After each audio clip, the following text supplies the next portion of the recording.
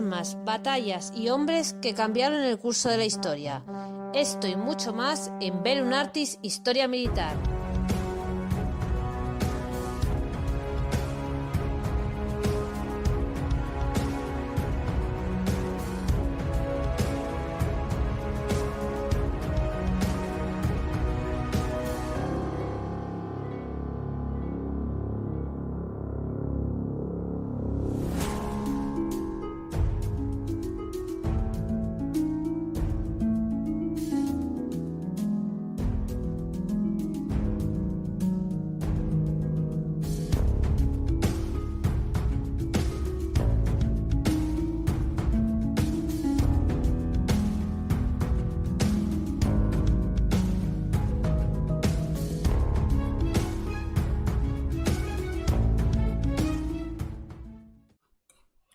La economía del franquismo, de la autarquía al milagro español. Hola amantes de la historia, soy Francisco García Campa y esto es Bellum Artis Historia Militar, el lugar de encuentro para nosotros los apasionados de la historia. Ya sabéis que los conflictos, como decían los marxistas, son una justificación de la superestructura en razón a la estructura económica, ¿no? Pues vamos a intentar explicar cómo era la estructura social a partir de la superestructura económica del franquismo. A esto seguro que a Franco y sus ministros de Economía no les gustaría hablar este término marxista, pero vamos a intentar explicar algo de una forma no maniquea, ni de blanco ni de negro, ni el franquismo como un todo, sino como una evolución, ¿no? Es decir, la diferencia entre las personas que queremos saber a las que ya creen saber es que intentamos investigar y profundizar. Por lo tanto, vamos a ver casi 40 años de la historia de España, desde una concepción, a lo mejor vinculada al falangismo, a otra basada en la democracia cristiana al final, y otra vinculada al desarrollismo más tecnócrata, ¿no?, de los famosos ministros del Opus, ¿no? Vamos a intentar ver 40 años de la historia de España desde el punto de vista de la perspectiva económica, para entender a la sociedad española que evolucionó en razón a la economía. Pues empezamos, y para ello, ¿qué mejor que un profesor de historia económica para que nos lo cuente? Pero antes, como siempre, os pido que si sois nuevos en el canal, deis a me gusta, dejéis un comentario y os suscribáis a Bellum Artis para descubrir la historia, tanto político, económica y social, siempre viendo un poco o vinculándola siempre a los conflictos y a la geopolítica, ¿no? Es decir, el franquismo también era geopolítica. Vimos cómo fue tornando el franquismo en razón al cambio de la geopolítica mundial, ¿no? Y también en su economía, como veremos claramente, el final de la Segunda Guerra Mundial, cómo empiezan a tornar la economía. Pues nada, no os molesto más y os dejo de nuevo con la foto de Franco minero, impolutamente blanco, porque ni el carbón no ensuciaba. Hola Borja, ¿qué tal? ¿Qué tal? Pues muchas gracias, como siempre, por invitarme a tu canal una vez más. Y sí, efectivamente, vamos a hablar del franquismo. Has hecho una introducción muy buena y muy curiosa, ¿no? Porque has utilizado a Marx para definir a Franco.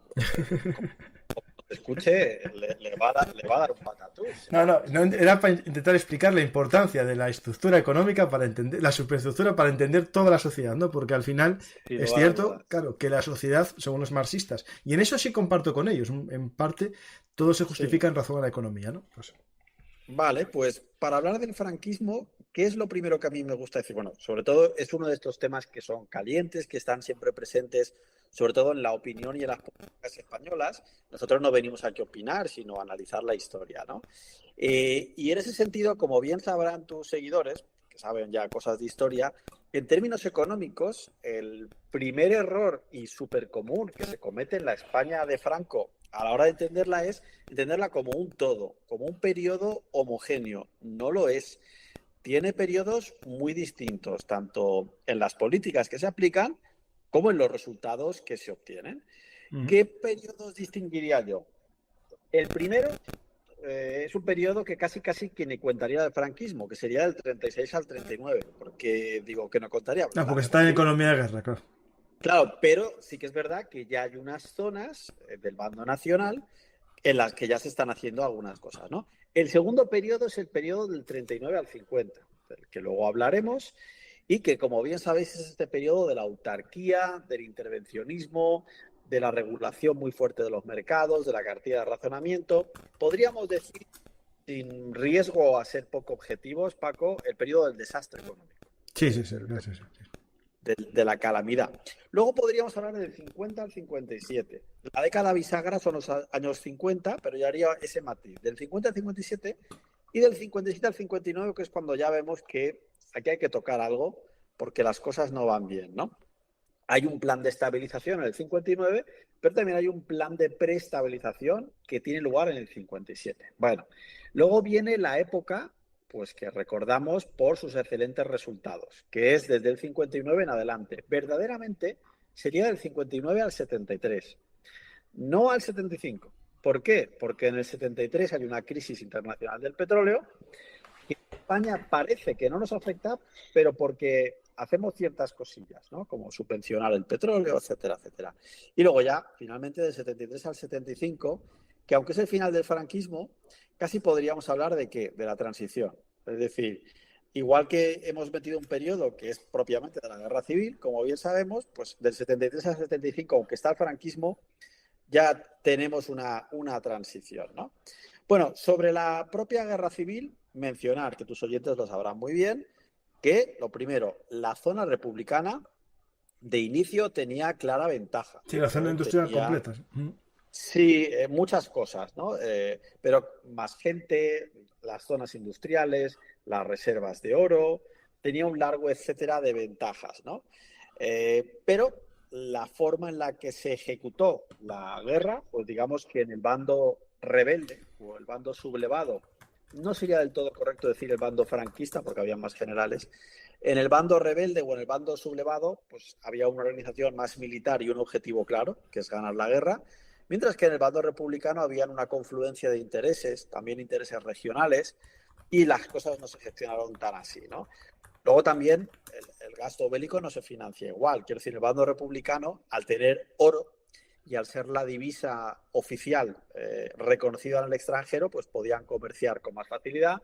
En el bando rebelde esto lo tenían muy difícil, pero ¿con qué contaron? Pues con la ayuda militar de potencias como Alemania o como Italia, ¿no? Bien, ¿qué consecuencias económicas va a tener esta guerra? Pues muy importantes. Lógicamente, las consecuencias de la guerra civil van a ser importantes, pero muy inferiores a la Segunda Guerra Mundial. Esto es algo que luego veremos con cifras y que es importante saber esto, ¿no? Va a caer el PIB per cápita, lógicamente, como bien sabéis, la inversión se va a desplomar, el consumo se va a desplomar, va a haber endeudamiento, va a haber mucha inflación, sobre todo en el bando republicano. ¿Por qué sobre todo en el bando republicano? Bueno, pues seguramente los oyentes lo sospechen. Como es el único que tiene una moneda oficial, es el único que se puede beneficiar de generar mucha moneda. El bando rebelde, como su moneda no es oficial, tampoco tendría sentido crearla porque no te la cogen fuera, ¿no? Y, lógicamente, pérdidas de población y de capital humano, ¿no? Es decir, pues una elevada mortalidad, ¿no? Te pasé un mapa, no sé si lo tienes por ahí, en la que se puede ver pues la evolución del mapa en la guerra civil, en la que claramente apreciamos la zona roja, que es la parte republicana. ¿Lo estás mostrando? Estamos en ello. Estamos en el... ¿Pero se ve? Está. Vale. Y la zona azul o morada, que es la zona rebelde. Pues se puede ver que el mapa de arriba a la izquierda es la situación del 36. Podría parecer que hay una mayor igualdad por superficie, pero es que no se trata de qué superficie tienes en total, sino de cuáles superficies son, ¿no? Entonces, claro, justo. Podemos ver el País Vasco, podemos ver Cataluña, que son industrias militares muy importantes, y luego podemos ver Madrid. No me olvides, esto, Borja, ¿cómo se nota que eres de Alicante? ¿Eh? Te olvidas de las fábricas de armas de Asturias. Ah, vale. La de Trubia, que es importante porque estuvo en manos republicanas y era de artillería, y la de Oviedo, que estuvo en manos nacionales, pero bueno, asediada. Sí. No, súper importante, claro.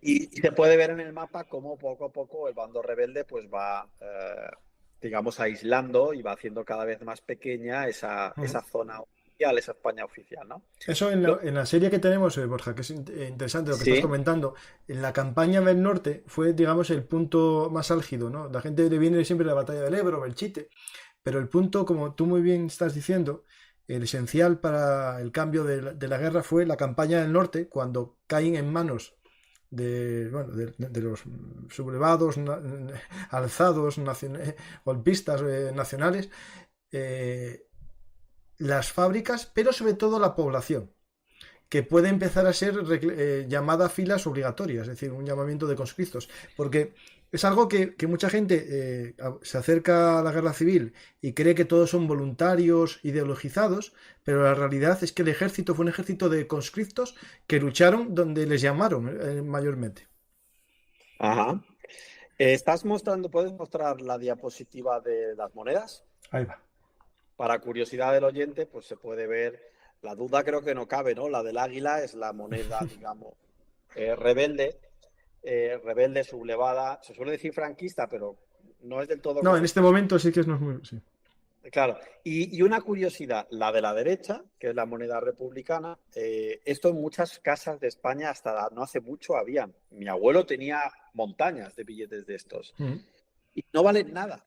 No valen nada precisamente por lo que hemos dicho. Imprimieron mucha moneda como una forma de financiarse y claro, pues las monedas antiguas ocurre lo mismo que con cualquier cosa de coleccionismo. Si hay muchísima abundancia de algo, pues no va a tener tanto valor, ¿no? Sí. Entonces, la moneda republicana no tiene tanto valor, ¿no? Y algo que es interesante, que lo ves ahí en un billete, el que pone Ayuntamiento de Cornellá de Llobregat, es las cecas o la monetización por provincias y por a nivel casi local. Yo tengo unas monedas del Concejo Republicano de Asturias y León. Es decir, llegaron a generar moneda propia. Claro, claro. Es interesante, como dices.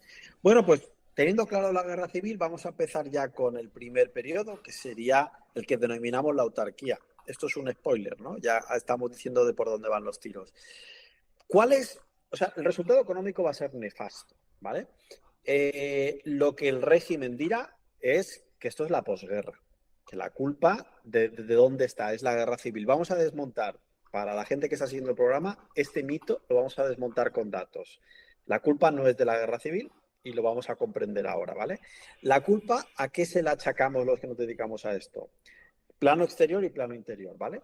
Plano exterior, el gran error es la autarquía. Autarquía quiere decir cerrarse totalmente al exterior, ¿vale? No querer comercial. Y aquí quiero hacer un matiz, porque cuando yo analizaba esto, muchas veces me planteaba la duda de si esta autarquía era decisión o imposición. Claro, eso es lo que tenemos que ver ahora, porque Es imposición. Perdón, lo he dicho mal. Es decisión, es una decisión voluntaria. ¿Por qué? Bueno, pues esto es largo de explicar. No voy a hacerte mucha publicidad, tú luego me censuras, ¿no? Pero yo entrevisté a Carlos Barciela, que es uno de los mayores expertos de la economía en el franquismo que tenemos ahora mismo en España, y le hice esta misma pregunta, ¿no? ¿Esto es decisión o es imposición? Se demuestra de forma larga, pero es decisión. Es decir, el régimen confía en que la autarquía es la solución y en múltiples ocasiones Estados Unidos nos está echando un cable diciendo, bueno, vamos a hacer esto, vamos a hacer lo otro, porque Estados Unidos, pues entre otros países, temen porque la situación en España se desmadre y aquí puedan pasar más cosas, ¿no? Es decir, el régimen considera que la autarquía es un acierto. ¿Por qué? Pues porque está imitando lo que se hacía en otros países, como por ejemplo la Alemania nazi. Lo que pasa es que se está equivocando en el contexto. La Alemania nazi lo hace cuando todos lo hacen. Lo hace como respuesta a la crisis del 29.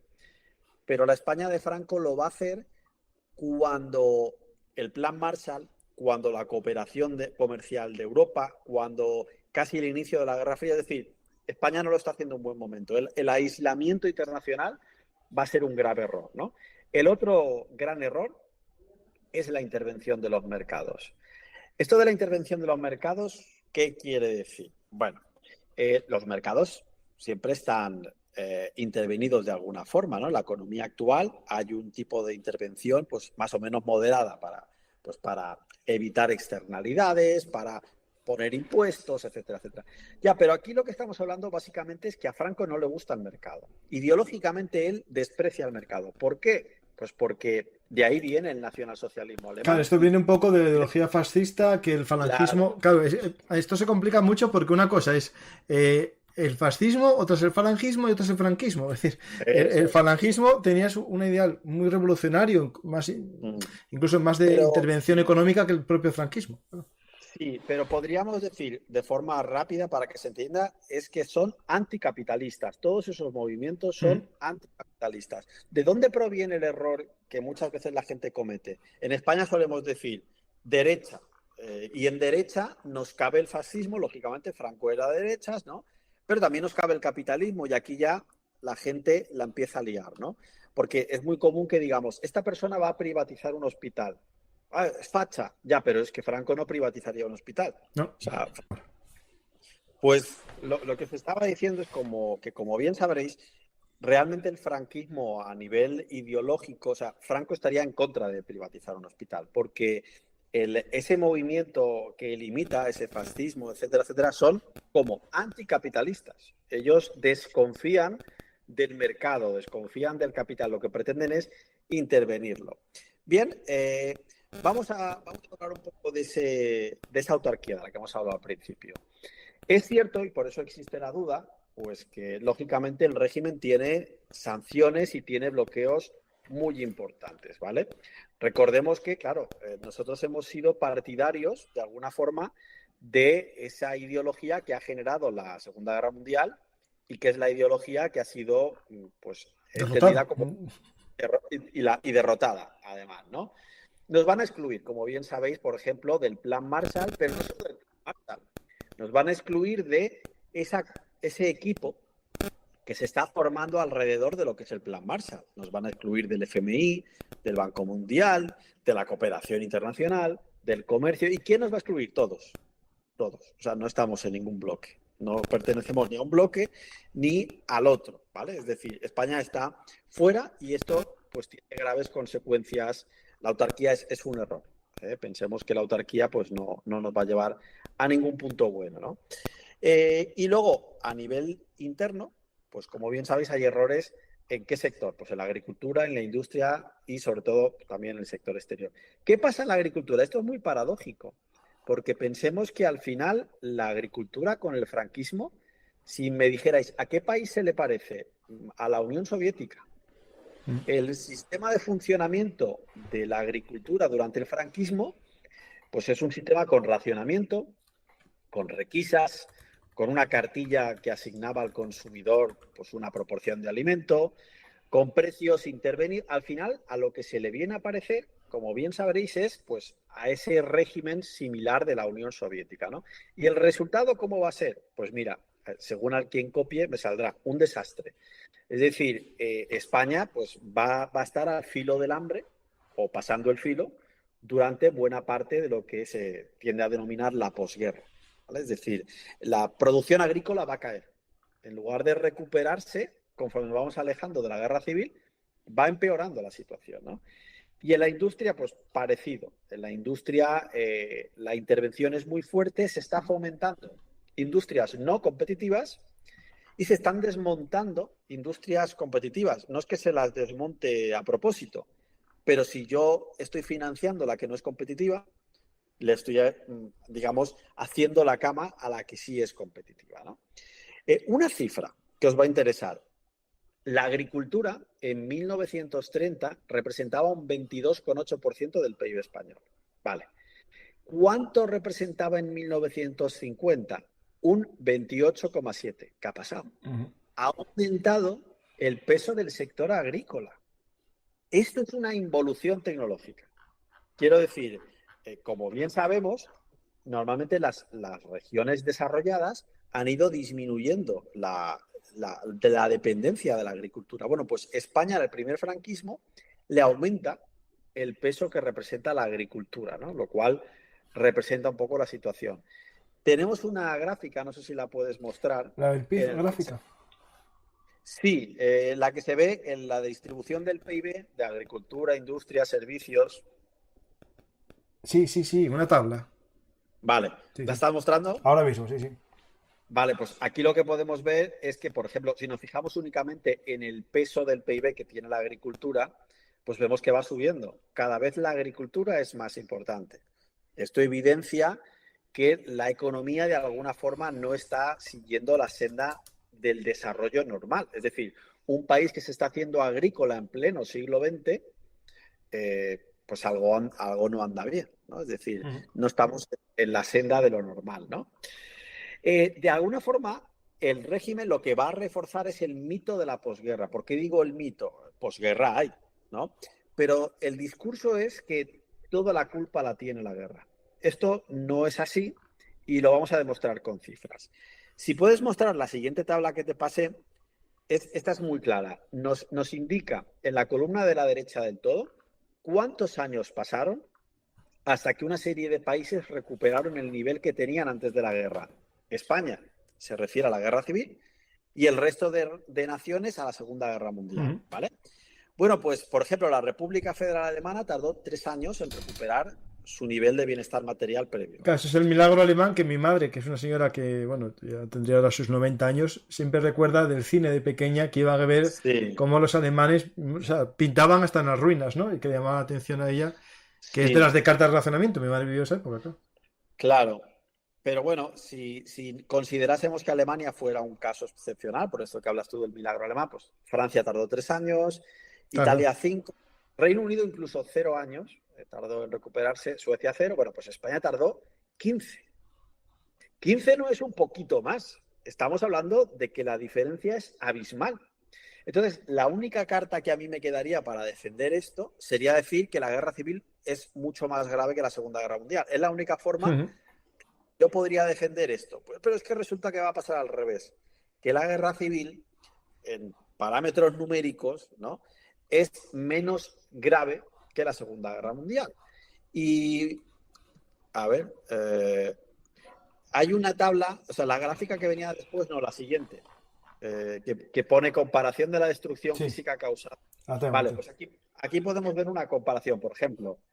Porcentaje de destrucción en locomotoras. Pues vemos que España se destruyeron menos. Porcentaje de destrucción en vagones. España se destruyeron menos. Marina mercante. España menos. Potencia instalada. España menos. En general, España menos de todo, salvo de una cosa. Muertes. Oye, ¿por qué muertes sí que estamos como a la altura? Lo podemos intuir. Es que es una guerra civil. Los dos bandos son del mismo. Claro, bandos... lo lógico es que sea el doble. Claro. Y estamos ahí está el doble casi más o menos. Claro. Y si mostrases ahora la gráfica que había entre medio... Claro, esto es un dato, pero esto es un dato incluso interesante a la hora de valorar la crudeza de la guerra civil, que es el hecho, claro, que si fuese contra Portugal, pues estaríamos la mitad de víctimas. Lo digo, aunque alguien dirá, esto es muy simple. No. Lo que es muy simple es ver lo otro. Es decir, claro. Sí, es lo que tú dices, si es una guerra que en el resto de parámetros tiene indicadores de que es menos grave, cuando nos vamos a las bajas, aquí ya sí que nos aparece más grave. Por eso, ¿no? Los dos bandos son nuestros. Y si pudieses mostrar ahora la gráfica que había entre medio, que dice PIB per cápita de España en promedio, ¿lo tienes? Sí, de arriba, ¿no? Sí. Ahí está, sí. Pues lo que podemos ver es que... digamos, de alguna forma, había un periodo, la gráfica roja es España, la gráfica azul es Europa Occidental, vemos a un ritmo con momentos de acercamiento, momentos en los que se aleja, y claramente vemos una caída en la línea roja en la guerra civil y vemos también la caída en la línea azul de la Segunda Guerra Mundial, pero podéis ver cómo sale Europa de la Segunda Guerra Mundial, ese ritmo hacia arriba, y cómo sale España de la guerra civil.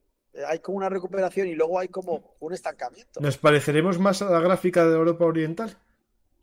Quizás sí, claro, efectivamente. Sí. Hay un estancamiento que no es culpa de la guerra en sí, sino del sistema económico que se está aplicando después, ¿no? Es decir, durante el primer franquismo, es decir, de los años 40, nos vamos a alejar de Europa. Y la causa del problema está en el sistema económico que estamos aplicando, no a la guerra en sí mismo, ¿no? Y además, ya hemos dejado claro que, según muchos indicadores, y obviamente esto solamente es un resumen, ¿no? No podemos entrar a todos los detalles, pero hay muchos más indicadores, la guerra es más leve. Es decir, la guerra civil es más leve, pero las consecuencias económicas son pues más graves, ¿no? Bueno, ¿y esto por qué? O sea, ¿qué está pasando durante el primer franquismo? Una máxima que repetimos muchas veces y que es una verdad muy importante es que la economía estuvo subordinada a la política. Es decir, Franco tenía un ideario político que quería llevar a cabo, en el que la economía, de alguna forma, en su pensamiento, digamos que debía de obedecer a este ideario. Es Aquí, como... sí, aquí una pregunta que hago. Es justo esta fase, en los años 40, cuando los ministros son más del movimiento, pero del movimiento de falange, ¿no? Es decir, estaban, bueno, todavía ministros de trabajo de origen falangista, ministros de economía de origen falangista, y eso lleva consigo una visión económica de ese tipo social revolucionario que Franco interpreta a su manera. Es decir, Franco hay que reconocer que siempre yo siempre digo que era Franco, franquista. O sea, eso hay que dejarlo bien claro, pero es cierto que en esta fase inicial, ¿no? Sigue un poco los consejos, ¿no? De Girón y otros. Sí, sí, lo estás explicando muy bien, ¿no? Es decir, digamos que el franquismo es el franquismo y decir que el franquismo es fascismo, pues es una comparación que sí, pero no. Uh-huh. Se solía decir que habían 4 pilares fundamentales. Alguien puede decir 3 y otros 5, ¿no? Pero los pilares fundamentales son la Iglesia, son la falange, es decir, el fascismo, Uh-huh. son el ejército y pues me estoy dejando La uno y ahora... familia, según los pilares. Ah, exacto. Sí. Entonces, la falange, su peso fue aminorándose a medida que nos íbamos alejando de la Segunda Guerra Mundial. Es decir, la falange era un pilar muy importante, sobre todo pues, cuando la Alemania nazi estaba en su mejor momento, etcétera, etcétera. Uh-huh.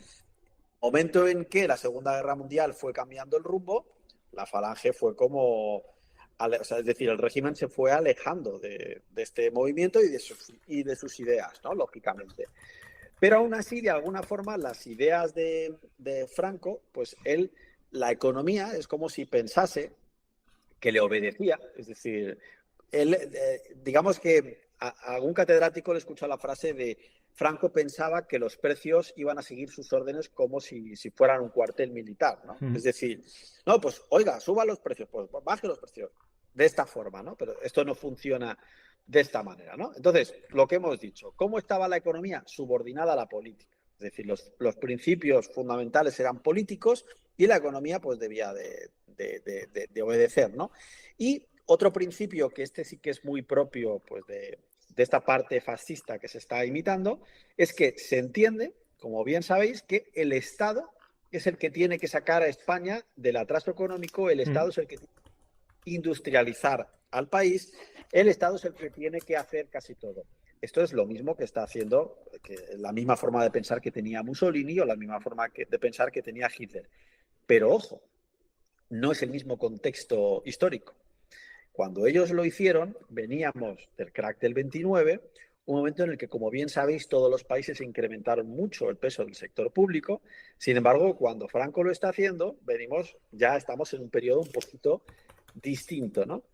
Bueno, pues las tendencias de aislamiento y de nacionalismo se van a reforzar por cuestiones ideológicas de Franco y la situación internacional, como hemos dicho, pues es lógicamente la que es, ¿no? La agricultura, cabe mencionar otra vez, que es un desastre muy grande. Es decir, el resultado de la agricultura fue muy malo. Y prueba de ello es algo que ocurrió también en la URSS, el mercado negro. Es decir, Claro. el mercado negro es una consecuencia de ¿qué? Pues de que si a mí me dicen, oiga, lo que usted produce nos lo dan y se lo vamos a remunerar a este precio tasado y el precio tasado es un auténtico desastre, pues la economía nos predice que hay incentivos a que esa persona se guarde la producción, como bien sabéis, y luego la intente vender a un mejor precio, ¿no? Y esto ocurría. Por no hablar de que también hay incentivos, se daba mucho, pues que la Guardia Civil apareciese y robase, entre comillas, robase, ¿no? Este Incautos. tipo, exacto, este tipo de cosas eran muy habituales, ¿no? Y paradójicamente, ¿a qué nos puede recordar este modelo de Franco? Nos recuerda un poco al modelo soviético, es decir, es un poco este tipo de agricultura, ¿no? Bien, la producción descendió, es decir, España producía proporcionalmente menos producto agrario, al menos en las estadísticas. que esto es una cosa importante, a pesar de que había más gente trabajando en la agricultura, ¿no? Ojo, el racionamiento de alimentos se mantuvo hasta 1952. ¿En qué momento España ha tenido que racionar los alimentos para que la gente no se muera de hambre? Quiero decir, esto no pasaba en la República, ni con Primo de Rivera, ni con regímenes anteriores.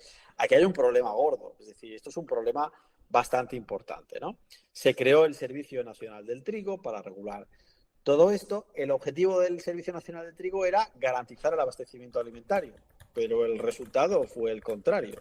Es decir, se consiguió que apareciese algo que en España pues hacía tiempo que no se veía, que es el hambre, es decir, el no poder comer realmente, ¿no? La producción de trigo cayó, también otros cereales, y España tenía que incluso importar alimentos. Hubo veces que hubo países como Estados Unidos que nos tuvieron que echar un cable, entre comillas, con sus intereses, que no hubieran hambrunas muy importantes. Bueno, mi madre siempre me decía, mi padre también, bueno, mi padre menos, porque no hablaba muy mal de este periodo, mi madre sí, porque su padre era de los presos. Mi familia es yo siempre lo cuento, que hablo de esto, mi padre era policía armada y mi madre era hija de un preso político por comunista. Y vivieron juntos en casa del suegro. O sea, mi padre, policía armada, vivía con un expreso político republicano. Y no pasaba nada. Familia normal y corriente, porque es la gente normal, es así, ¿no? Solo los fanáticos odian, ¿no? El tema, mi madre siempre me decía lo de la carne que venía de Argentina. Que Perón regalaba mucha carne a España y que era la carne que tenían o la leche que tenían en las escuelas, ¿no? Es decir, bueno, en mi casa tenemos vacas, por lo tanto no había problema, pero es cierto que este año es 40 y algo, ¿no? Es muy duro y España necesita ayuda, y la ayuda la obtiene sobre todo de Argentina, especialmente, y de Estados Unidos, de Strangis, ¿no? Es lo que más o menos tenemos que entender ese concepto, ¿no? Este momento. Sí, pero ¿sabes qué pasa? Que hubo momentos en los que, digamos, o sea, Franco es muy reacio a aceptar todo este tipo de ayudas, sobre todo cuando provienen de Estados Unidos. Y Sí, de claro. Lo que decíamos antes de que la autarquía se hace por convencimiento, es decir, el régimen tiene la mano, digamos, se le intenta estrechar la mano varias veces y el régimen lo que quiere es cerrarse, tener una independencia propia, etcétera, etcétera, ¿no? Bien, pues lo que estábamos diciendo, ¿no? Mucho mercado negro en la agricultura y mucha hambre. Mira, una cosa, mira, hablando de esto, que te interrumpo, pero creo que puede ser enriquecedor. Me vino a la cabeza una cosa. Hablas de este Servicio Nacional del Trigo, ¿no? Pero sí. en el franquismo había también una cosa que había en la Unión Soviética, que eran fábricas monopolizadoras del pan. En Asturias se llamaba Panis. A ver si encuentro... Bueno, eran panificadoras del gobierno. En Asturias, digamos, se centralizaba la fabricación del pan. No había panaderías privadas, sino que había una gran fábrica que tenía licencias como estancos que vendían pan. No sé si te suena, tienes más joven, pero yo tengo recuerdo porque mi hermana trabajó en una de ellas, de las que todavía mantenía el cartel de distribuidora de pan número no sé qué, que estaba ahí, y me acuerdo, yo pasé mucho tiempo de pequeño allí, y era una fábrica que estaba a las afueras de Oviedo, que hacía el pan para todo Oviedo. Y tenía puestos estancos de venta de pan, como el tabaco. Qué igual. Curioso. Y tiene que ver con esta época todo.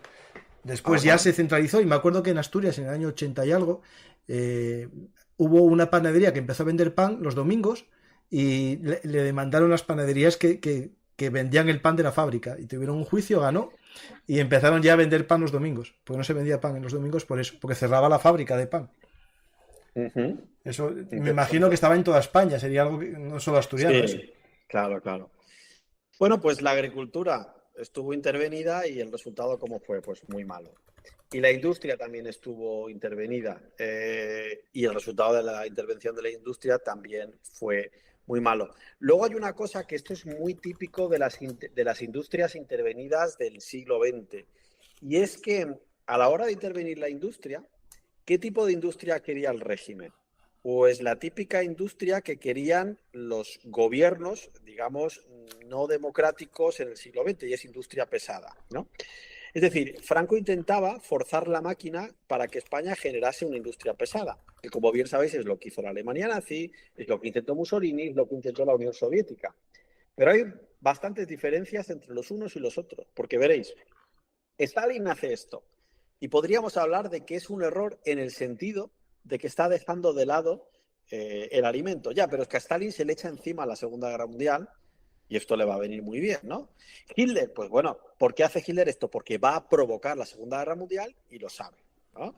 Pero Franco, ¿qué pretende con la industria pesada? Es decir, su país está pasando hambre y en lugar de dedicarse, por ejemplo, a garantizar verdaderamente bien el alimento o incluso la industria de consumo, porque no es lo mismo la industria de consumo para satisfacer las necesidades de los españoles, se centra en la industria pesada. Ojo, hay más de la mitad, no recuerdo la cifra, pero la mayoría de españoles, o sea, más de la mitad de los hogares ni tienen luz ni tienen agua potable. En los 40, estamos recordando, ¿eh? Que no, Sí, sí, claro, sí. por supuesto. Todos estos son los años 40, ¿no? Como bien señalas. Bueno, lo dicho, aquí lo que se buscaba en la intervención de la industria es, de alguna forma, un grupo potente de empresas públicas e intentar dirigir a la iniciativa privada. ¿Cómo se puede dirigir a la iniciativa privada? Pues había mecanismos, por ejemplo, licencias a la importación. Solo quien yo quiera va a poder importar materias primas o bienes intermedios para producir cosas, ¿no? De esta forma, desgraciadamente se desmantelaron industrias de personas que no eran amigas del régimen, ¿no? Se hicieron una serie de leyes que no quiero entrar para regular todo esto de la industria. Pero el resultado, ¿cuál fue? Pues fue un mal resultado económico de la industria, ¿no? Sobre todo, una cosa muy interesante, con menos números y más interesante de entender, es que era más fácil progresar buscando el favor del régimen que buscando la competencia y la innovación. Es decir, era más fácil ser amigo del régimen para progresar en la industria que tener una industria competitiva que hiciese algo bien. Pero eso nos dice una cosa muy importante, y es que lo que va a pasar, Paco, es que el régimen está gastando su dinero no en industrias que funcionan, sino en industrias que son simpáticas con el régimen. Es decir, estamos desmantelando la propia industria del país. Eso es algo bastante negativo, ¿no? Claro, es cierto que en esa inversión por la industria pesada, ¿no? La gran industria, aquí en Asturias se hace el motor económico asturiano porque la industria es Arcelor, el actual Arcelor, que es Insidesa, que es una empresa siderúrgica nacional, se hace UNOSA, que es las empresas privadas mineras las absorbe el Estado, para buscar lo que tú muy bien dices, ese desarrollo de la industria pesada, ¿no? Eso es algo que también hizo Mao, en el famoso salto hacia adelante, ¿no? Que es poner la agricultura, todo, subordinado a la industria pesada, pero eso per se no genera una industria de consumo. Claro, es que al final es algo que vamos a ir viendo que se va después derivando al consumo, ¿no? Que ya veremos en los 60, cuando aparece la industria automovilística, que ya es de consumo. Claro.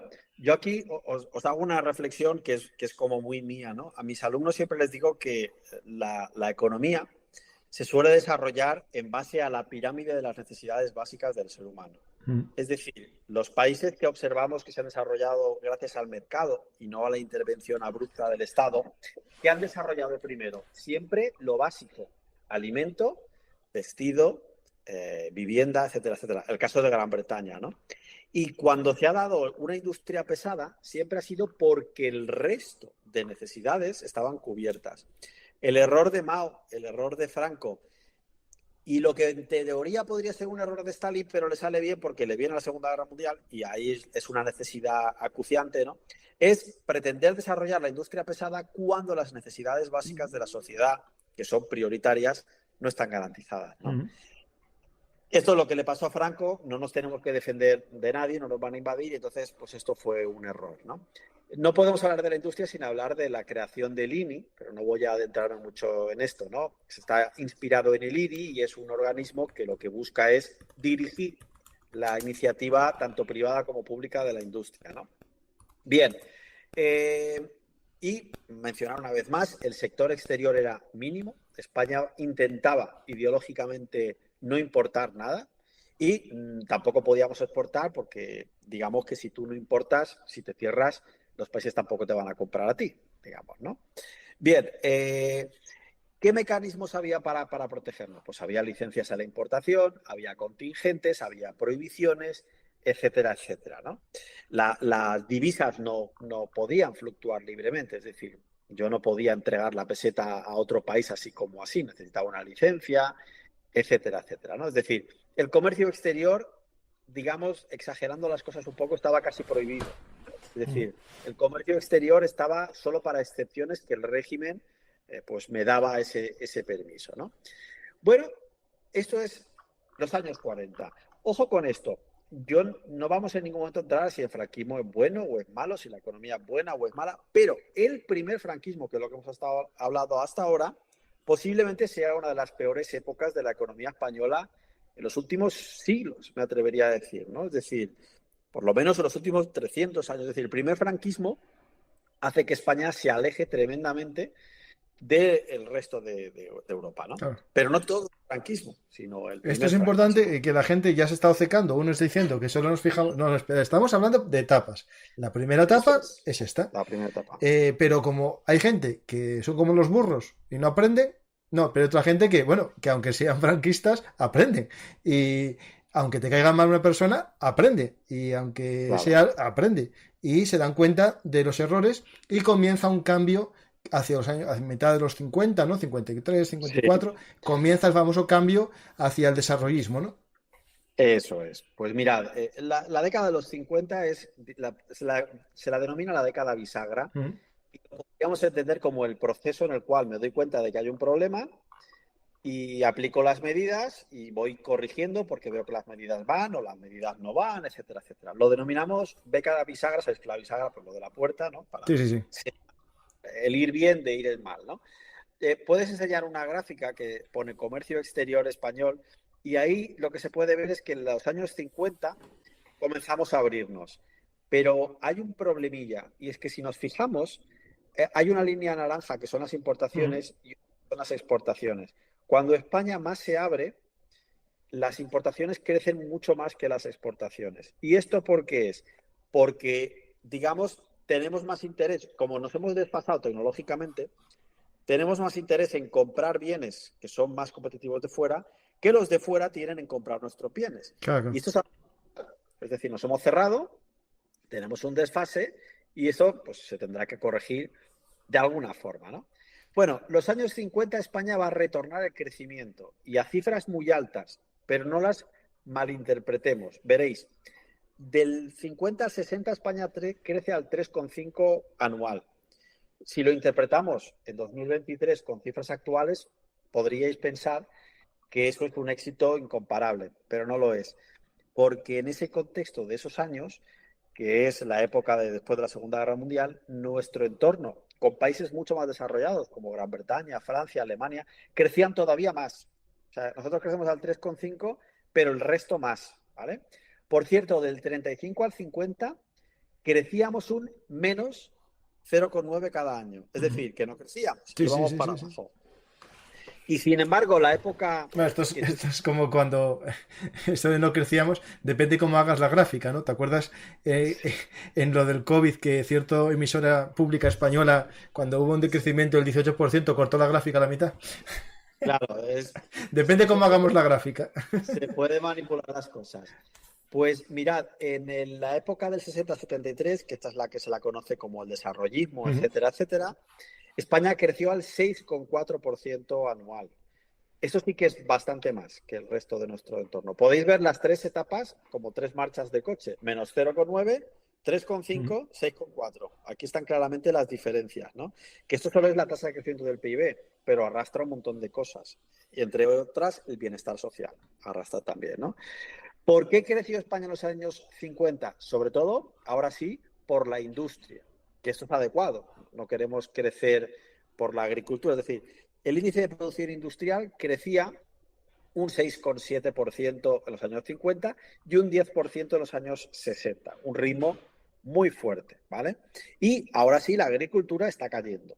Es decir, está cayendo, ojo, el peso porcentual del PIB. Esto no quiere decir que produzcamos menos bienes agrícolas. Es decir, Cuando cae el peso porcentual del PIB es que además estamos produciendo más, ¿no? Se va a producir una modernización demográfica en estos años. Vale. Decir otra cosa muy importante, y es que el aislamiento va a disminuir o prácticamente va a desaparecer, sobre todo a partir del año 53, y esto tiene mucho que ver con cosas que se ven en tu canal, y es conflictos bélicos. Es decir, cuando la Guerra Fría se caliente, de alguna forma, a España la van a readmitir en el club de los países capitalistas, ¿no? Bueno, ¿por qué se crece en los años 50? Que no se Z todavía, 50. Dejamos de estar aislados, es decir, España comienza a abrirse y la política económica a nivel interior se relaja un poquito. La intervención esta del mercado que hacía daño, que hemos dicho, comienza a soltarse, ¿vale? Sin embargo, los años 50 todavía no son un éxito. ¿Qué problemas hay? Todavía no estamos convergiendo. ¿Qué quiere decir converger? No nos acercamos a Francia, no nos acercamos a Alemania. Ellos crecen más. Repito, parece un éxito que en los años 50 crecemos mucho, pero es que crecemos menos que los que son más grandes, como Alemania, Francia, Gran Bretaña, etcétera, etcétera. Y hay otros problemas, como mucha inflación y déficit exterior. ¿Qué quiere decir déficit exterior? Quiere decir que compramos más a otros países de lo que otros países nos compran a nosotros. Es algo que tendremos que ver si podemos solucionar, ¿vale? ¿Y cuándo lo vamos a solucionar? Pues en la década de los 60 se va a arreglar todo esto, ¿no? ¿Qué va a ocurrir en los años 60? Bueno, pues lo que va a ocurrir es que el crecimiento va a ser fuerte y también el cambio estructural. Aquí, ¿qué pasa? Que sí que vamos a converger a estos países más desarrollados. Sí que nos vamos a acercar mucho al nivel de bienestar de Alemania, de Francia, de Gran Bretaña. ¿Y cómo se va a hacer? Vamos a tener una distribución del mercado de trabajo más eficiente. ¿Por qué? Porque Franco le diga tú aquí a uno o tú allí a otro. No, porque se va a permitir que el mercado comience a actuar más y que el intervencionismo se relaje, ¿no? La tecnología va a aumentar, va a mejorar sustancialmente. España se va a abrir muchísimo. En los años 60 España se va a abrir muchísimo al exterior, ¿vale?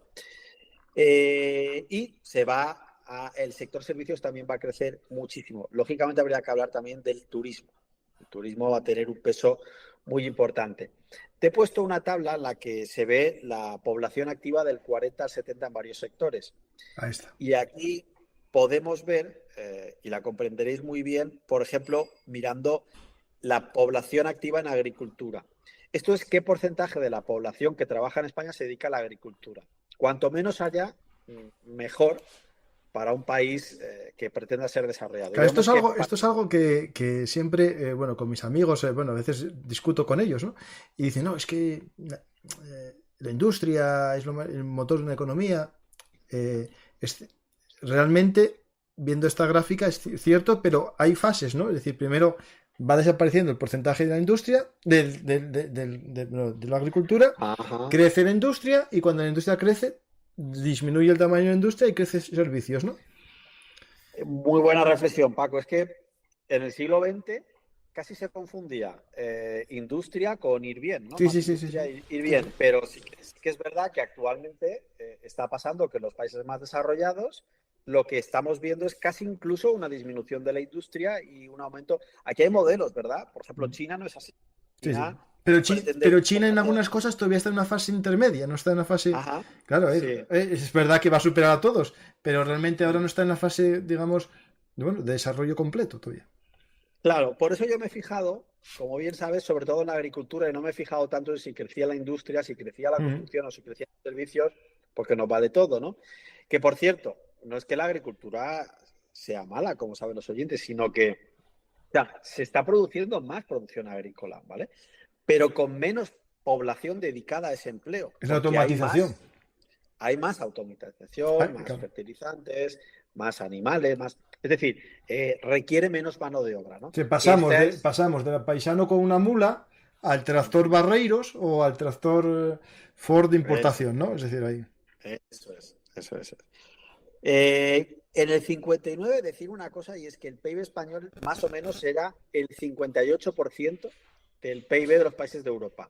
cuando llegamos al 75, ¿cuál es esta cifra? El 80%. No Es estamos decir, del igualados. 59 al 75, España pasa de representar un 58% del PIB de un país europeo al 80%. Aquí se ha producido una gran mejora en la economía española. Por cierto, ¿por qué? ¿Por qué mejora la economía española? Esto es interesante, ¿no? Tiene más que ver pues, con la forma de pensar del régimen, con la reflexión sobre lo que está pasando. Al principio, como bien sabéis, lo que hay es las ideas que Franco tiene sobre lo que a él le gustaría que fuese la economía y cómo a él le gustaría que fuesen las cosas. Es decir, el primer franquismo de los años 40 son las ideas que Franco considera que van a funcionar, pero no funcionaban, ¿no? Sin embargo, en el 59 en adelante, lo que hay es un gobierno de tecnócratas. Tecnócratas son personas especialistas en ese tipo de cosas, ¿no? Y que en la economía, ¿qué es lo que van a hacer? Apertura al exterior y liberalización de los mercados. Por cierto, los tecnócratas, ¿sabéis que son la mayoría del Opus Dei? Sí, sí. Bueno, esto lo digo por una cosa, porque en 2023, si yo os digo esto y fácilmente sabemos identificar el franquismo con la Iglesia, hay un error que cometemos muchas veces y es pensar, pues serán fachas, ¿no? Porque eran del Opus Dei todos, estos serán como del régimen. No, lo que pasa es que, claro, como bien sabéis, España era relativamente pobre, entonces solamente este tipo de gente que pertenecía a estas élites podían estudiar, ¿no? Y podían estudiar carreras serias en universidades extranjeras. La mayoría de estas personas, aunque eran del Opus Dei, se habían formado en Gran Bretaña, en Estados Unidos, y lo que venían a decirle a Franco no le va a gustar, porque le van a decir, oiga, usted tiene que abrir la economía al exterior, usted tiene que... Pero el tema es que los resultados van a estar ahí. No, y muchos después se asocian a la democracia cristiana, es decir, Sí. más que al falangismo, eso que tenemos bien claro. Pero bueno, como la gente coge una visión muy maniquea, ¿no? Blanco y negro, y los grises no los entiende, pues Sí. eso es cierto.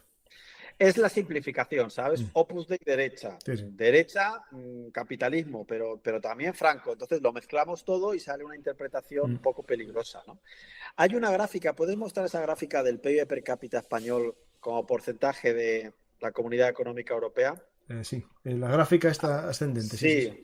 Simplemente es la cifra que hemos dicho antes, pero aquí lo comprendéis bien, ¿no? Que el ritmo de... Es decir, esto representa qué porcentaje es España frente a los países de esta Comunidad Económica Europea y vemos que en el 75 nos hemos acercado mucho a estos países, ¿no? Y luego hay una tabla, en la página siguiente que te pasé, en la que podemos ver el porcentaje al que crece España en comparación al que crecen pues, otros países.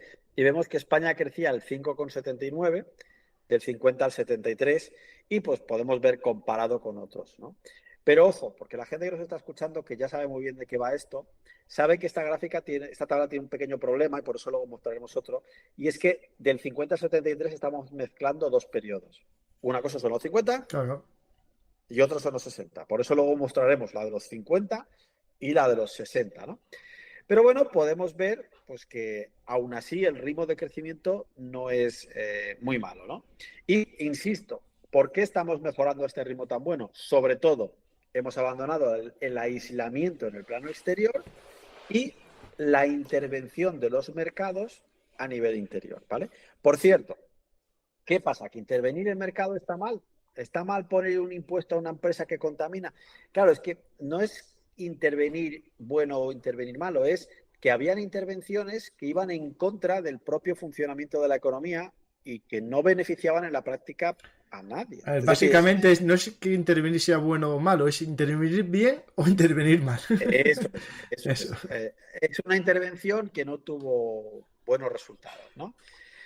¿Por qué acabó el aislamiento internacional? Bueno, antes hemos hablado de que el aislamiento era voluntario, pero también forzoso en el sentido de que España cae mal, como bien sabéis, ¿no? Es decir, éramos amigos de esta ideología que genera la Segunda Guerra Mundial.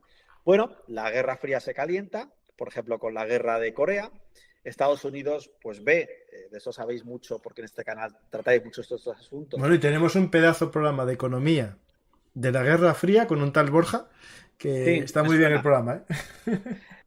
Estados Unidos ve bueno, que los aliados del mundo comunista pues parece que cada vez son más, que él no tiene más aliados, y en 1953, ¿qué ocurre? Se firman los pactos de defensa y ayuda mutua entre Estados Unidos y España, que básicamente pues lo que hacen es, esto es muy importante, porque al final son unos pactos de ayuda de defensa y nos dan un plan Marshall simbólico con muy poco dinero, como sabéis, pero no es tanto cuánto dinero te den, es que es muy importante que a Franco, que a la España de Franco, Estados Unidos, que es como el patrón del mundo capitalista, le dé su aceptación.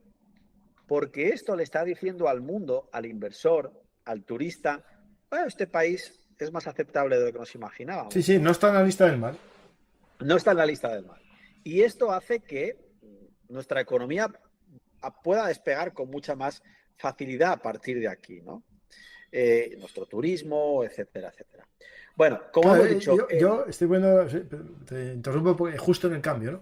Estoy poniendo escenas de Bienvenido a Mr. Marshall, ¿no? Una película del franquismo, o sea, durante la época del franquismo, que es una crítica en el fondo, pero bueno, nos muestra muy bien ese paso, pero que pasó, ¿no?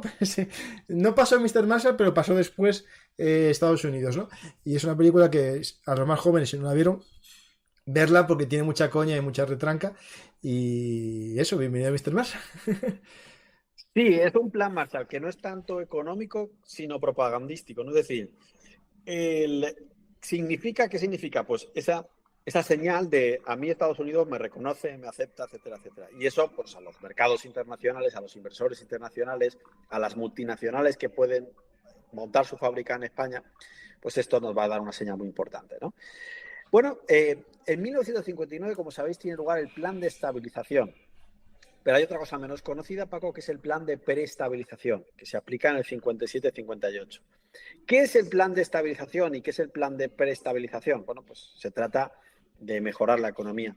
Por cierto, el del 57 no funcionó no porque se hicieran cosas erróneas, sino porque la magnitud de las cosas que se hicieron no fue suficiente para solucionar el problema que Es que estaba teníamos, muy ¿no? mal, claro. Que estaba muy mal. Entonces, en el 59 se va a aplicar el plan de estabilización por estos tecnócratas y el resultado va a ser muy bueno, aunque tenemos suerte con algún milagrillo. ¿A qué me refiero con algún milagrillo? El plan de estabilización se podría parecer casi a cuando la Unión Soviética abandonó el comunismo y se pasó al capitalismo, pues muchas de las medidas se podrían parecer, pero el resultado no tiene nada que ver. La Unión Soviética, que se desarticula como Unión Soviética, tiene un tremendo desastre y la economía española pues va a mejorar. Y el tema es que nosotros tenemos tres cosas que nos van a salvar, muy importantes. El turismo, las remesas de inmigrantes y la inversión exterior. Tres cosas que la Unión Soviética no tuvo. Y esto es la diferencia entre yo no soy capaz de vender al exterior y sobrevivo. ¿Por qué? Porque cuando España se abra al exterior en el 59 en adelante, resulta ser que los españoles van a comprar mucho más de lo que venden. Esto en economía exterior es un agujero, porque yo importo más de lo que exporto. Aquí hay un agujero. La Unión Soviética con este agujero, ¿qué hizo? No lo pudo solucionar bien. ¿Cómo lo tapa España?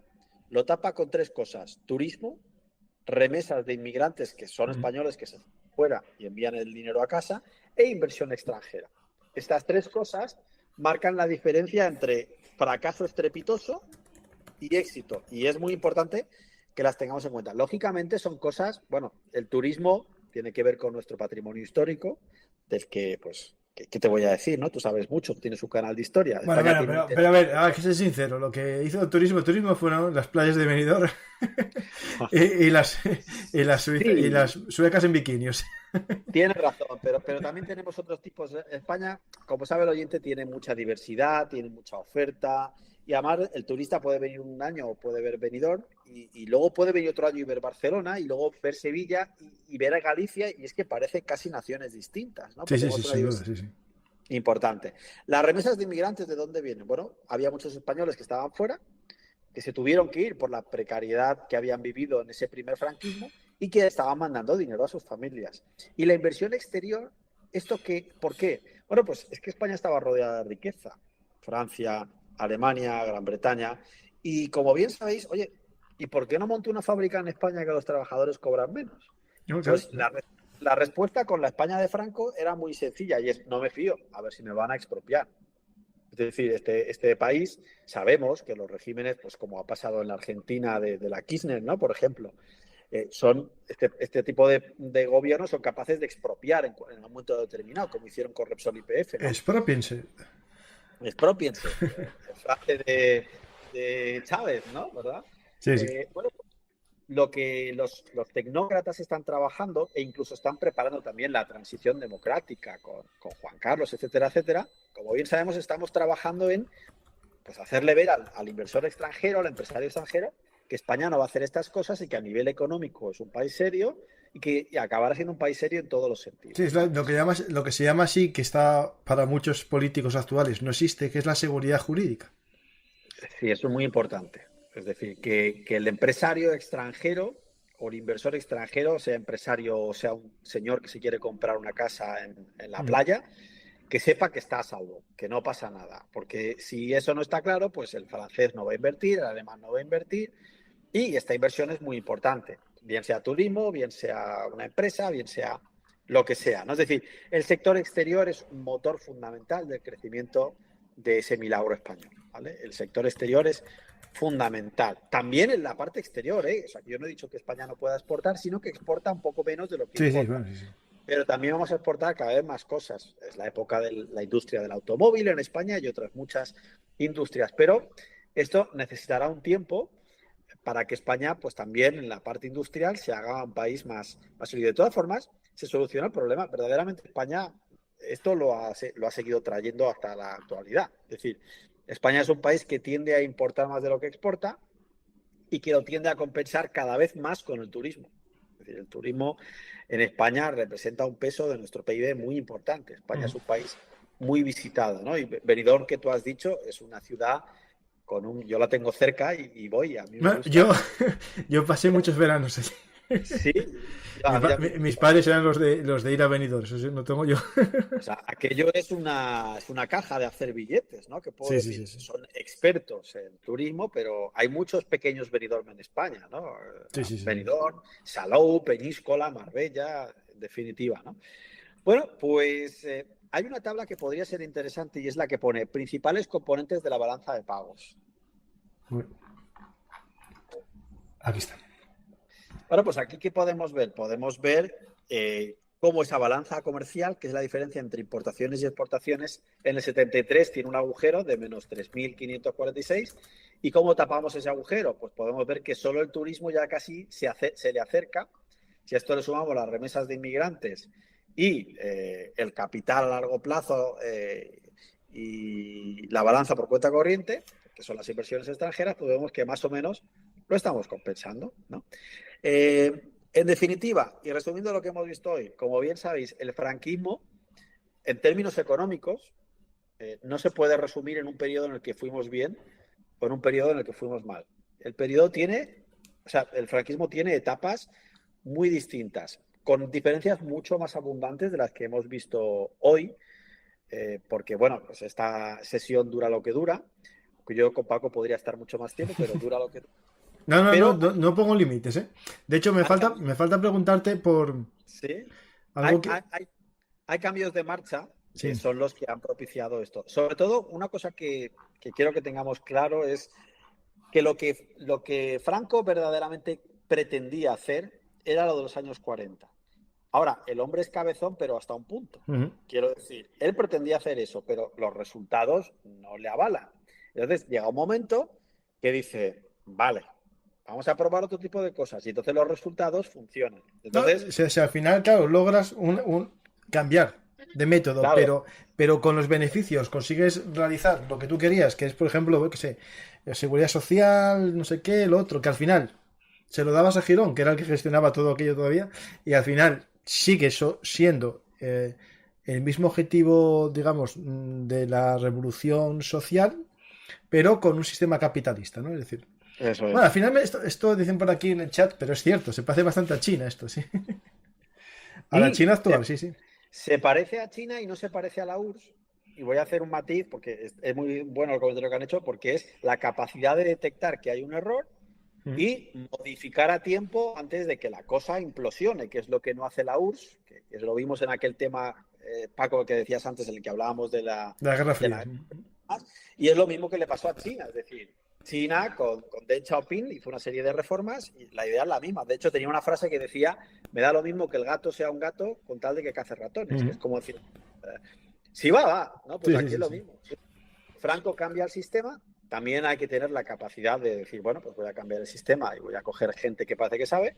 Los resultados fueron buenos y pues de aquí en adelante tenemos lo que se ha denominado pues como el desarrollismo, el milagro español, etcétera, etcétera, ¿no? Pues pasamos a preguntas, si te parece, ¿no? Sí. Hay algo que no puse tal. Lo que es los pantanos y todo esto se produce en los 50 más bien, ¿no? La gran creación de pantanos. Yo creo que es esa época, sí. Sí, a ver, es que la política hidrológica en España, yo casualmente me dedico a nivel de investigación a temas de agua. La política hidrológica nunca va a acabar. Bueno, ahora puede que sí, porque la población se ha estabilizado, ¿no? Pero primero eran pantanos, luego otras bases, luego desalinizadoras. Es decir, España necesita agua y hay que hacer cosas, ¿no? Sí, los pantanos tienen un papel muy importante, claro. Es que sí, España es un país con escasez hídrica en ciertas regiones importante, como bien sabes. No, y lo digo porque muchos pantanos al principio eran para el tema, primero, de riego y bueno, y beber también. Y estaban incluso algunos ya pensados en la época de Primo de Rivera, pero después también en la República. Muchos son desarrollos de proyectos que ya existían, pero después se da también en este franquismo de autarquía, ¿no?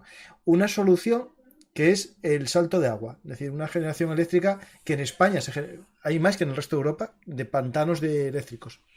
Sí. Que eso es algo muy típico de Spanish, muy típico de Spanish. Pues vamos a ver qué preguntas hay de la gente, a ver si... Vamos a ver, Paco. Bueno, porque gente hay, ¿eh? Para que pregunten es otra cosa. A lo mejor saben todo y no preguntan. Va, aquí está. ¿Franco le copió el modelo económico a Hitler? O más bien, desde mi punto de vista, a lo mejor a Mussolini.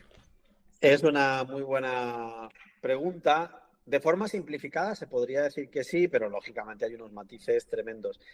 Pero con un tremendo error. ¿Sabéis cuál es el error? Veréis.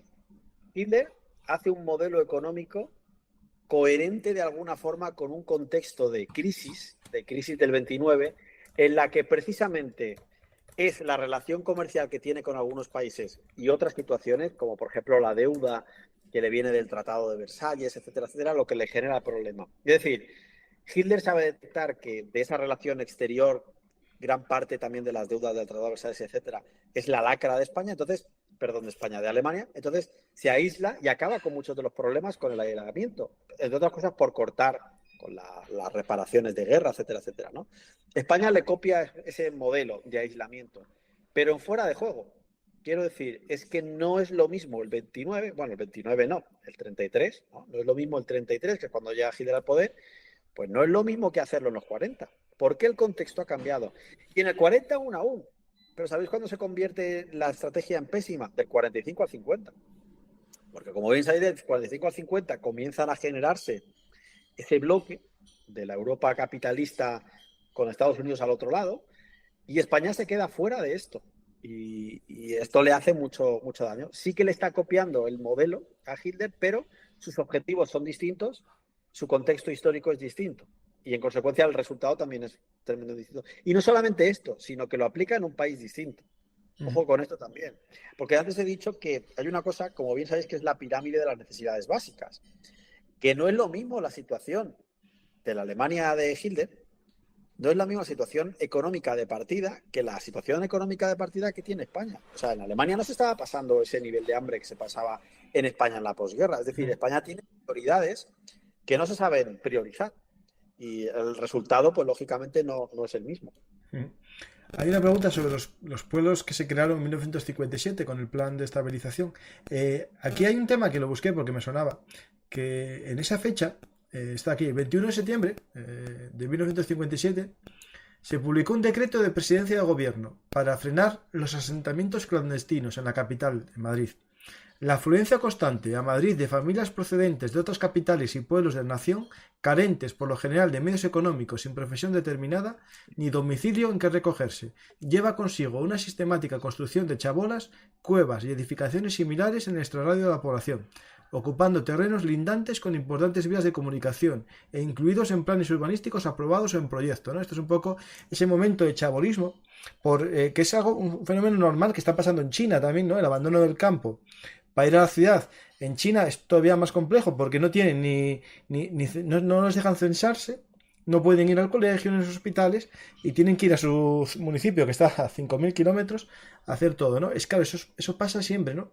En la revolución industrial pasó también, cuando llegan del campo a la ciudad, que si es muy grande esa migración, se produce un desajuste, ¿no? Y eso llevó después a los barrios obreros que se crean en los 60, ¿no?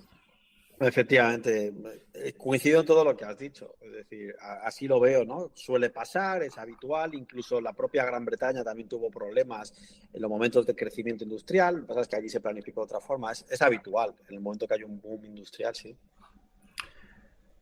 Pongo aquí una foto de esos barrios obreros de los años 60, que muchos...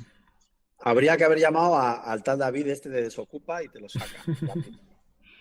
Bueno, lo que hizo después fue empezar a hacer construcción de esas viviendas, ¿no? Ajá. Que seguro que todos conocemos algún barrio en nuestras ciudades, ¿no?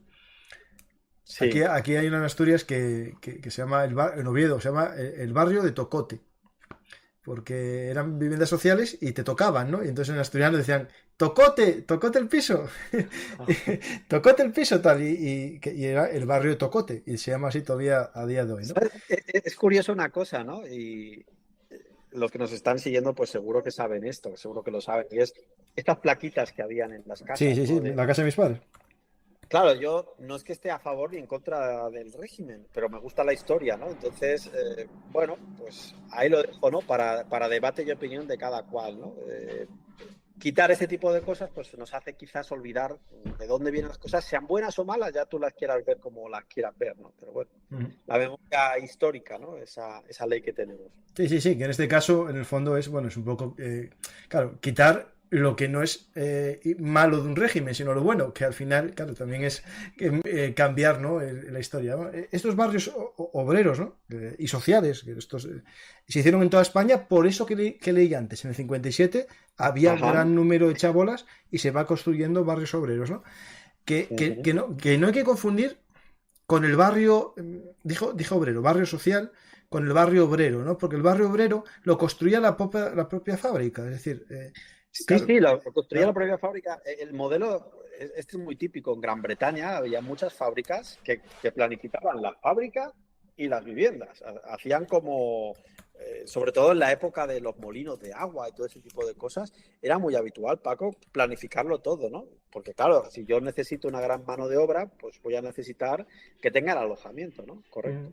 Aquí tenemos en Asturias, voy a poner una imagen, porque me parece muy interesante, que es el poblado minero de Bustiello, que está creado, bueno, como ese referente, ¿no? de poblado para los trabajadores. Y este se pensó justo en la época revolucionaria, años 30 y tal, y es como una especie de isla para que se comunicase a los obreros de las malas influencias de otros obreros. Entonces había la iglesia, el casino y las casas, para que fuesen todos a ese casino donde no habría malas influencias y podrían estar más o menos en un ambiente de buena de buena gente, ¿no?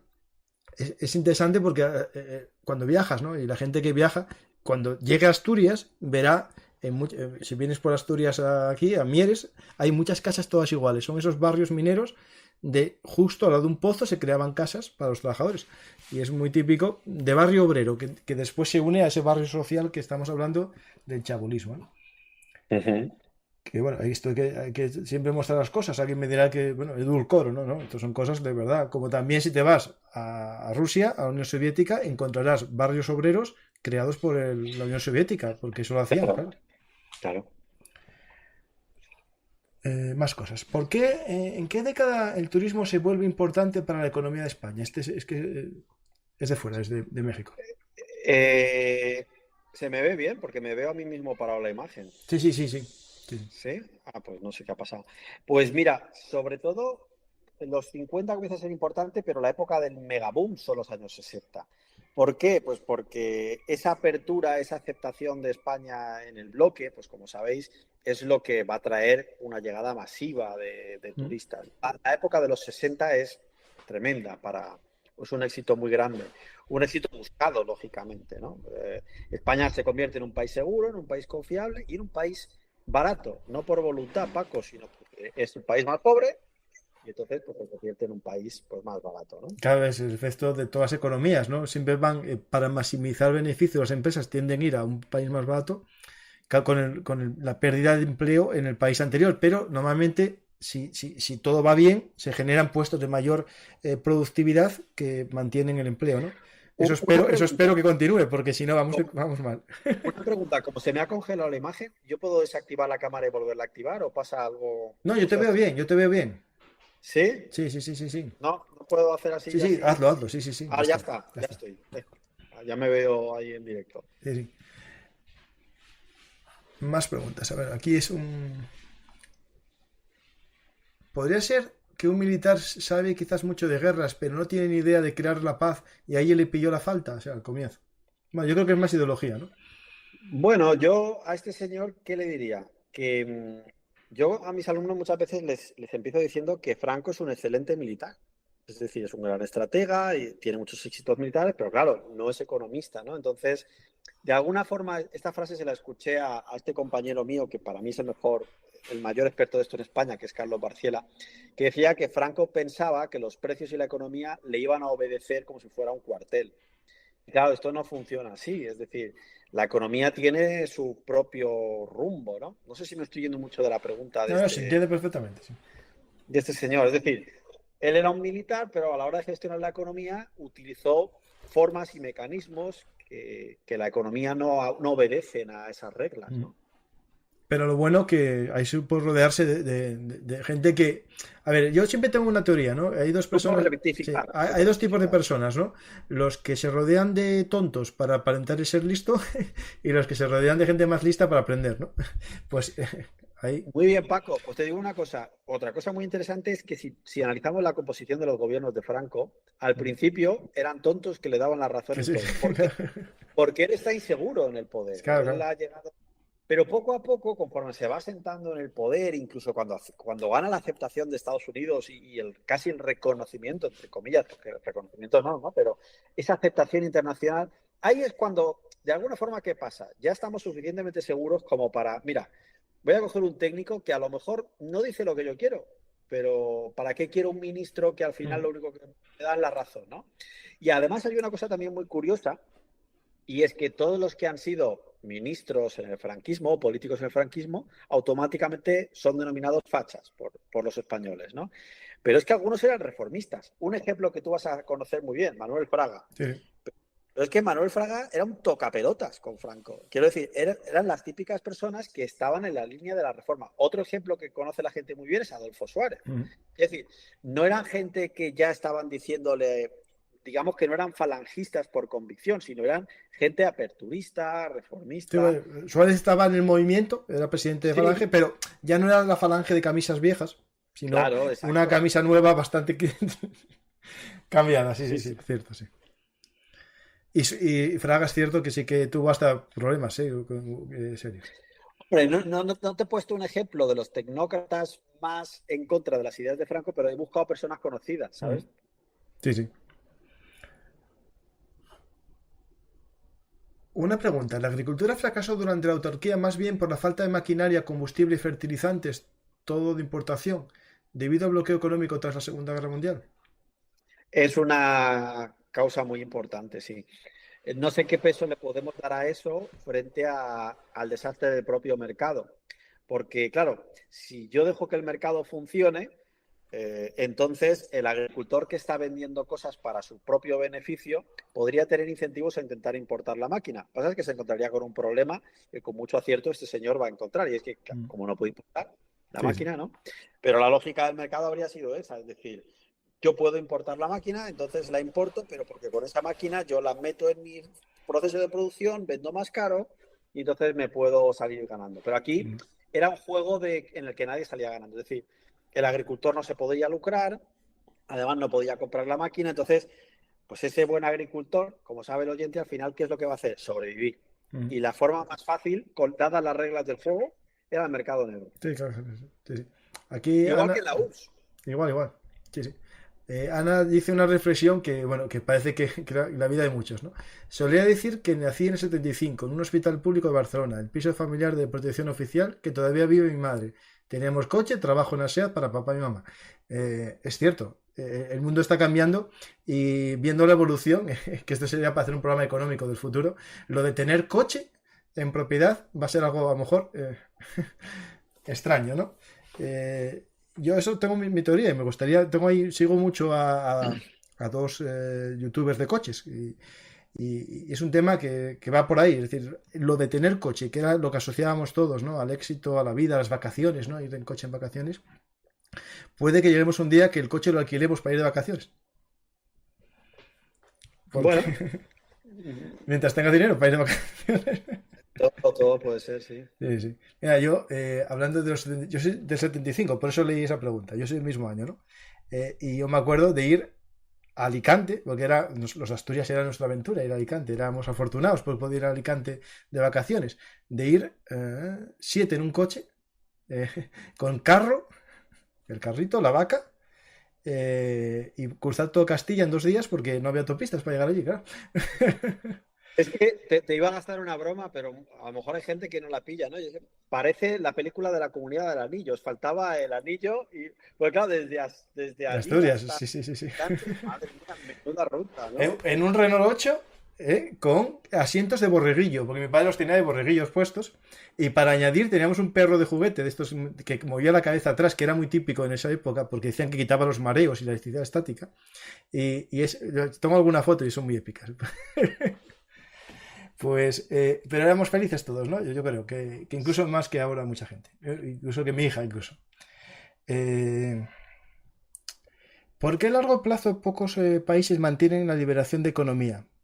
Digo, se permite cierta liberación de la economía para mejorar, pero después hay un retorno al proteccionismo o intervención. Sí, es que realmente la intervención, ¿qué pasa? Que no es un botón de on y off, en plan on es 100% intervención y off es 0% de intervención. La mayoría de los casos, como bien sabéis, lo que tenemos son economías mixtas con un cierto nivel de intervención, en la que, como este oyente nos señalaba, claro, no se trata de que intervenir per se sea malo o bueno, hay que ver cómo se interviene. Yo hay una cosa que les suelo decir a mis chicos y es que si yo cojo el ranking del IDH, que es un indicador de bienestar económico, y no solo económico, también de salud, y analizo los países que mejor van, en los 10 primeros me encuentro países con mucho Estado y poco mercado y países con mucho mercado y poco Estado. Ejemplo, suele estar Noruega la primera o la segunda, pero también está Irlanda, que tiene mucho más mercado. Entonces, ¿qué pasa? Que esto no va de regular o no regular, sino de regular bien. Entonces, incluso países como Estados Unidos, ¿qué pasa? Pues que también tienen su Estado y su regulación y sus leyes y sus normas, etcétera, etcétera.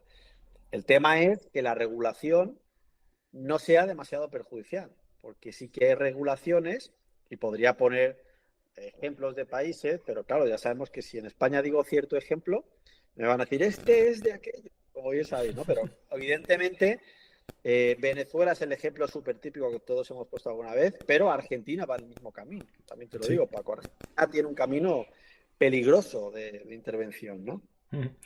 Hay una pregunta interesante que tiene que ver un poco con, bueno, el sistema bancario, ¿no? Si España en la época franquista respetó el sistema fraccional, me entiendo que es el depósito bancario, es decir, que de cada 100 euros que se ingresan en un banco, el banco reserva 5 o 6 y el resto lo presta y así continuamente hasta que se pueda generar el factor de creación bancaria del dinero, ¿no? Pues qué buena pregunta. La verdad es que no sé si hubo infracción al respecto, pero sí que es verdad que siendo el Banco de España relativamente autónomo, estando el control de divisas totalmente controlado, o sea, tenía mecanismos para saltarse la regla si en algún momento se consideraba oportuno. Y yo diría que seguramente sí, lo desconozco, pero es posible que sí que pasase, sí. Bueno, bancos que fracasaron hubo alguno, y famoso. Mm. ¿Qué ¿Me grado? oyes? Sí, sí, estoy. ¿Qué grado de importancia para la economía tiene la construcción de superpetroleros en los astilleros españoles? No me suena. Eh, en aquel momento, No me suena mucho a mí. no sé ahora mismo, la pregunta me parece interesante, pero no sé el peso económico de Ah, sí, sí, esas sí, sí. empresas. A ver, sí es cierto que con el franquismo CEPSA ya existía, me parece, y CAMSA. La que se crea, creo que es Repsol, me parece en la época del Franco. Una de las tal, la que es la de buscar nuevos pozos petrolíferos, se crea por el Sáhara también, para buscar allí petróleo y eso. Pero no me acuerdo cuál es la compañía. No, creo que es Repsol, la que se crea en esa época. Paco, si me escuchas mal en un momento determinado, me lo dices, que se me está Vale, sí, acabando sí, el sí. rato. Ya. Tranquilo, vamos ahora. ¿Qué tan grande era el Estado franquista en comparación al Estado actual? Es decir, el porcentaje del PIB del Estado, o sea, del Estado en el PIB. Pues es posible que tuviera menos sector público que en la actualidad. Es que eso te iba a decir yo porque es lo que yo sabía, que es menos. Es que, claro, cuando estamos hablando de que el sector público es el que pretende sacar a la... sería fácil pensar que tenemos un sector público enorme. Y no era tan grande el sector público, ¿no? Lo que pasa es que la utilización de ese sector público no era la adecuada y las consecuencias eran muy graves, pero la economía pública era mucho, pero mucho menor. Vaya. Pero así tengo Sí, un sí. gráfico, ¿eh? Ahora es el 48% del PIB.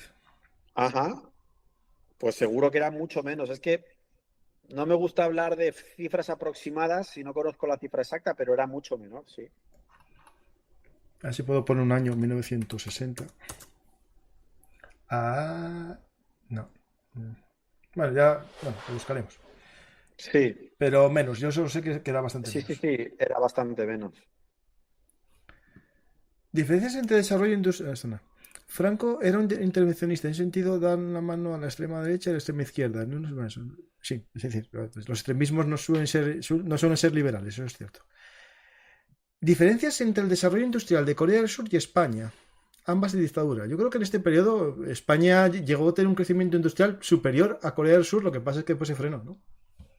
Son modelos que tienen algún tipo de similitudes. Corea del Sur es un tigre asiático, como Hong Kong, Taiwán, etcétera, etcétera. Son países que tienen cierto intervencionismo, una apertura comercial y sobre todo una dependencia de las exportaciones muy masiva, ¿no?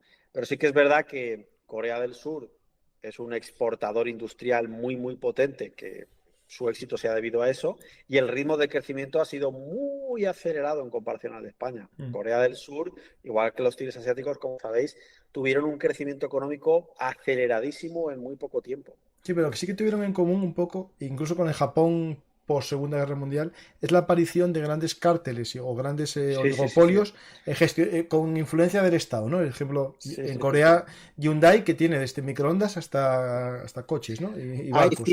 cierto nivel de liberalización y de apertura comercial, Paco, pero también hay un papel del sector público con Mm. un cierto dirigismo. Y volvemos a lo mismo, ¿no? No todo dirigismo es malo, sino Sí, sí, es un el mal hecho. financiamiento. Y vamos a ir a unas preguntas más. Buen programa. ¿Hubo zonas de España más beneficiadas en la inversión estatal franquista o es una Claro que leyenda? sí. No, por supuesto. Es decir, este concepto de la redistribución de la riqueza que hay en la economía española no existía entonces. Para Franco, España era un todo, Mm. ¿sabes? Entonces, por ejemplo, Cataluña recibió mucha inversión, la zona del País Vasco recibió mucha inversión, Madrid recibió mucha inversión y hubo zonas relativamente más olvidadas, como las Castillas, Andalucía, etcétera, etcétera. Porque no se buscaba redistribuir la riqueza. Se puede redistribuir la gente, que de hecho también pasaba mucho, ¿no? Sí, sí, sí. No, de hecho, por ejemplo, en Asturias, con las grandes industrias que se hicieron, vinieron cientos de extremeños tal, a vivir a Asturias, porque eso, la Claro, población se movía, no había problema. O por sea, supuesto. eran todos españoles y se movía entre España.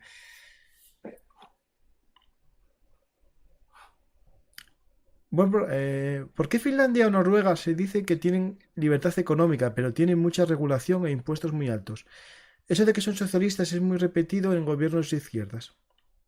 Bueno, el concepto socialista nos daría para una sesión, ¿eh? Es que socialismo significa socialización de los medios de producción. En España, como bien sabéis, tendremos a decir socialismo a lo que verdaderamente es socialdemocracia, que es lo que son estos países, ¿no? Tienen indicadores de libertad de mercado muy fuertes, como por ejemplo la velocidad a la que yo puedo crear una empresa y otros muchos indicadores. Eso no es incompatible con que tengan mucho sector público. Para un ejemplo, este oyente podría tomar el caso de España. Estamos hablando de una España muy intervencionista, y antes lo veíamos, en un caso en el que el sector público era menor. Mm. que es más de lo mismo. Ahora te me has congelado tú en la imagen. Sí, ahora se congeló, dice. ¿Estás ahí? No, se te congeló la imagen ahora. ¿Hola? Se te congeló, sí, Borja. Y Te oigo, escucho tú nada. Si me habla. estás diciendo algo, no te escucho. ¿No me oyes, Borja? Hola, hola. Hola. Uy, se ¿Paco? congeló. Sí, estoy. Pues ya, escribirte por el teléfono. Vale.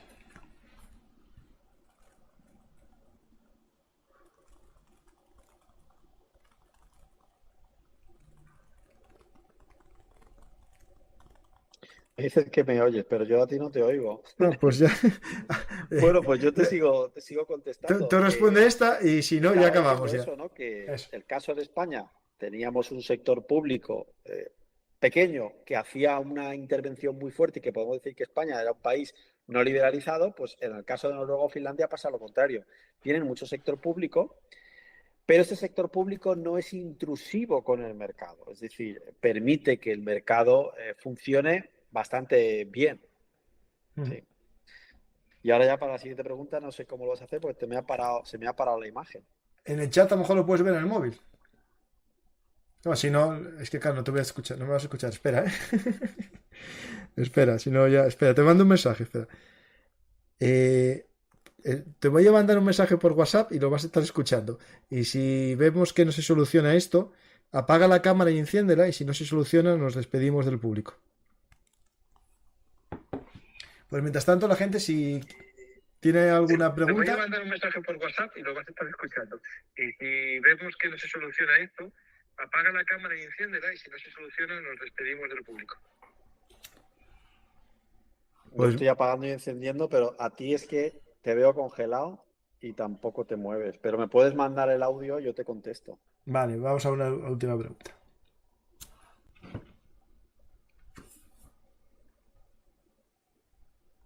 Lo dicho, Paco, si me quieres mandar la pregunta por audio. ¿El estado de incluso te bienestar pongo en llamada. era viable económicamente para estados que tienen un decrecimiento poblacional? ¿Eso reformar de pensiones o de pensiones perpetuas es viable? Además por la gente que está en casa. ¿El estado de bienestar era viable económicamente para estados que tienen un decrecimiento poblacional? ¿Eso reformar de pensiones o de pensiones perpetuas es viable? Uf, Esto ya es para otro programa. claro. El estado de bienestar, normalmente, esta pregunta que nos hacen es interesante porque en la práctica prácticamente siempre se ha hecho en entornos de crecimiento demográfico o al menos de cierta estabilidad. Pero el estado de bienestar genera unos gastos, unos compromisos de gasto que se generan como estables. Por ejemplo, yo contrato